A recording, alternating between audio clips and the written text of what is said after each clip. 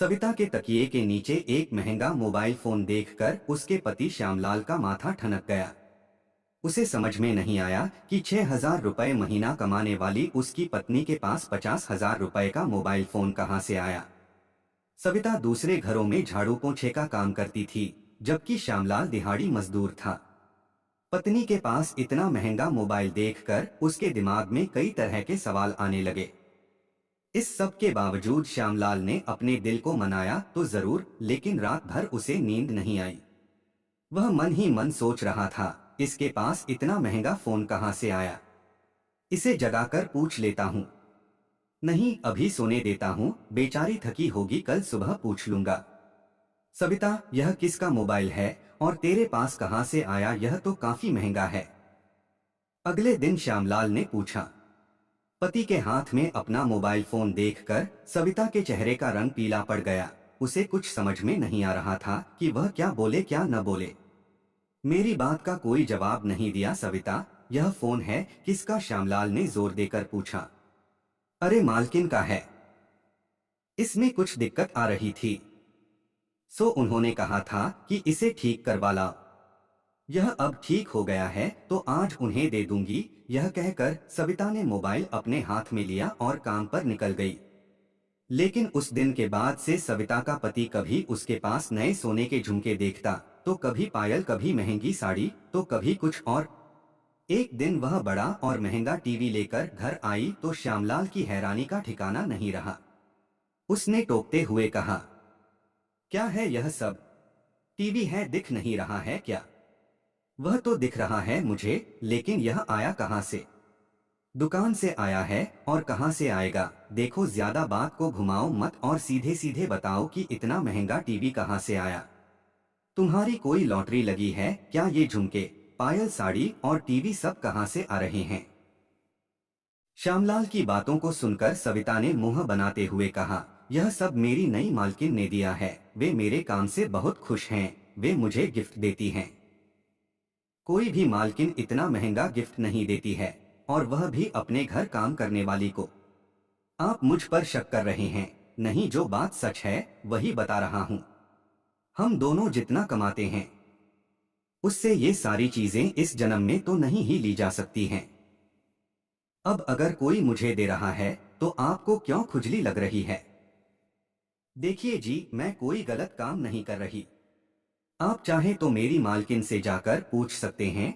श्यामलाल की बातों को सविता ने अपनी गोलमोल बातों में उलझा दिया। श्यामलाल ने सविता की बातों को सुना तो जरूर, लेकिन वह चाहकर भी उसकी बातों पर यकीन नहीं कर पा रहा था। उधर सविता का अचानक बदला रंगढंग सभी के लिए चर्चा की बात बन गया था। उसके महल्ले वालों ने अब पीठ पीछे बातें बनानी शुरू कर दी थीं। विमला, यह सविता ने घर पर नोट छापने की मशीन लगा रखी है क्या? कल ही नया टीवी लाई थी वह, आज देखा कि वॉशिंग मशीन भी। आए दिन उसके घर में एक नया सामान आ रहा है। जानती हो, वे जो कान में नए झुमके पहनी थी वे भी सोने के हैं। वह तो लोगों को यही बता रही है कि उसकी मालकिन उस पर मेहरबान है। भला इस तरह मालकिन लोग कब से मेहरबान होने लगी हैं हम लोगों पर? मुझे तो दाल में कुछ काला लग रहा है। तुमने तो मेरी मुंह की बात छीन ली। जरूर वह कोई गलत काम कर रही है। सविता के साथ की काम करने वाली सहेलियां आपस में कानाफूसी कर रही थीं। लोगों की बातें श्यामलाल के कानों तक भी जाती थीं। वह जब सविता से लोगों की बातें कहता तो वह बोलती, जलने दो। अरे, जलन नाम की भी कोई चीज होती है कि नहीं? उनकी मालकिन उनके एक दिन न जाने पर पैसे काट लेती है, और मेरी मालकिन मुझे गिफ्ट पर गिफ्ट दिए जा रही है। जब ऐसा होगा तो उन्हें नींद आएगी? कभी नहीं आएगी, तो और वे कुछ न कुछ बातें बनाएंगी। देखिए, अगर आप दूसरों की बातों पर भरोसा कीजिएगा तो कभी खुश नहीं रह पाएंगे। इसीलिए कान में तेल डालिए और जिंदगी के मजे लीजिए। जिस तरह से सविता ने अपने पति को यह बात कही, उसे बिल्कुल भी अच्छी नहीं लगी। शक तो उसे भी अपनी पत्नी पर हो रहा था कि वह जरूर कोई गलत राह पर है, लेकिन जब तक वह उसे रंगे हाथों पकड़ नहीं लेता तो उसे क्या कहता। जो मैं सोच रहा हूँ वैसा बिल्कुल भी न हो, और जैसा सविता कह रही है वैसा ही हो, श्यामलाल मन ही मन सोच रहा था। एक दिन की बात है, रात के 9 बज गए थे। सविता अभी तक काम से लौटी नहीं थी। श्यामलाल उसके लिए बहुत परेशान हो रहा था। श्यामलाल उसी समय राज अपार्टमेंट्स की तरफ निकल गया, जहां सविता काम करती थी। वह तेज चाल से अपार्टमेंट्स की ओर चला जा रहा था कि तभी उसकी नजर एक पुलिस की जीप पर गई। उसने देखा कि सविता उस जीप में बैठी हुई थी।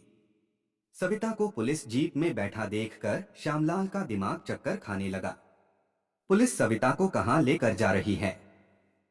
सविता सविता उसने आवाज लगाई, लेकिन पुलिस की गाड़ी तेज रफ्तार में वहां से निकल गई। श्यामलाल पुलिस की गाड़ी के पीछे भागने लगा। भागते हुए वह पुलिस स्टेशन पहुंचा तो देखा सविता हवालात में थी। क्या किया तूने? पुलिस वाले तुझे यहाँ क्यों लेकर आए हैं? बता, क्या किया तूने? सविता खामोश थी, उसका चेहरा पीला पड़ा हुआ था। तभी इंस्पेक्टर उसके पास आया और पूछा, हाँ भाई, तुम इसके पति हो? जी साहब, मैं इसका पति हूँ। क्या किया है इसने? ऐसे पूछ रहा है जैसे तुमको कुछ पता ही नहीं। जरूर तुम लोग मिलकर रैकेट चलाते हो। अभी रुक, तेरे को भी जेल में बंद करता हूँ। कौन सा रैकेट साहब, आप क्या कह रहे हैं? सविता का मन हमेशा से अमीर बनने का था। वह बड़े साहब लोगों के यहाँ काम करती, उनकी लाइफस्टाइल को देखती, उनके कपड़ों और गाड़ियों को देखती तो उसके मन में हमेशा यही आता है कि उसे भी इन महंगी गाड़ियों में बैठना है। वह भी महंगे कपड़े पहने और इनके जैसी जिंदगी जिए। लेकिन दूसरों के यहाँ झाड़ू पोंछा करके महंगे शौक पूरा करना मुमकिन नहीं था। इसलिए उसने शॉर्टकट रास्ता अपनाने का सोचा। सविता देखने में खूबसूरत थी। उसने सोचा, मेरी खूबसूरती अगर मुझे अमीर नहीं बना सकी तो फिर यह किस काम की। लिहाजा सविता जहां जहां काम करने जाती थी, उस घर के मालिक को अपनी अदा से घायल करने की कोशिश करती। लेकिन कोई भी उसके झांसे में नहीं आता था। लेकिन एक बार विवेक नाम का एक शादीशुदा शख्स उसके जाल में फंस ही गया। हुआ यूं कि विवेक की पत्नी कुछ दिनों के लिए मायके गई हुई थी। उसके जाने के अगले दिन की बात है। अरे कोई टेंशन नहीं है मेरे भाई, आज की रात एक बार फिर से जीते हैं बैचलर वाली लाइफ। पूरी रात मौज मस्ती होगी। विवेक ने अपने दोस्तों के साथ पार्टी करने का प्लान बनाया था। उस रोज उन सब ने जबरदस्त पार्टी की। जब विवेक घर लौटा तो उसके पैर लड़खड़ा रहे थे। विवेक ने कुछ ज्यादा ही पी ली थी। बस घर पहुंचकर वह तुरंत बिस्तर पर जाकर सो गया। विवेक को घर पहुंचे अभी आधा घंटा भी नहीं हुआ था कि दरवाजे की डोरबेल बजी। सविता खड़ी थी। साहब, मेम साहब ने कहा था कि आपके लिए रात की रोटी बना दिया करूं। सविता कमरे के अंदर आते हुए बोली। रोटी नहीं, तुम जाओ, मैं खाकर आया हूं।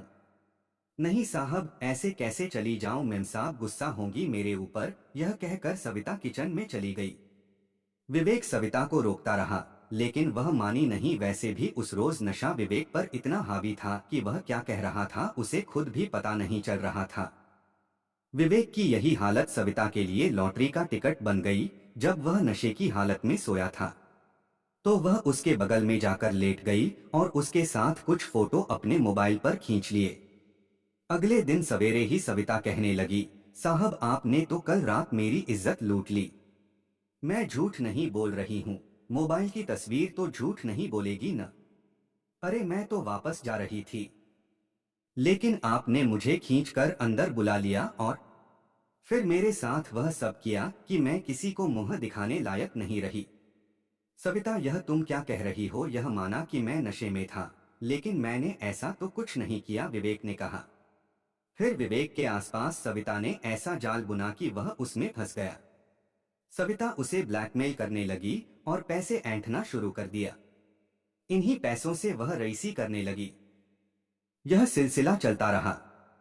लेकिन एक दिन विवेक की पत्नी शालिनी ने बैंक की पासबुक में देखा कि विवेक हर दूसरे दिन एक मोटी रकम खाते से निकाल रहा है।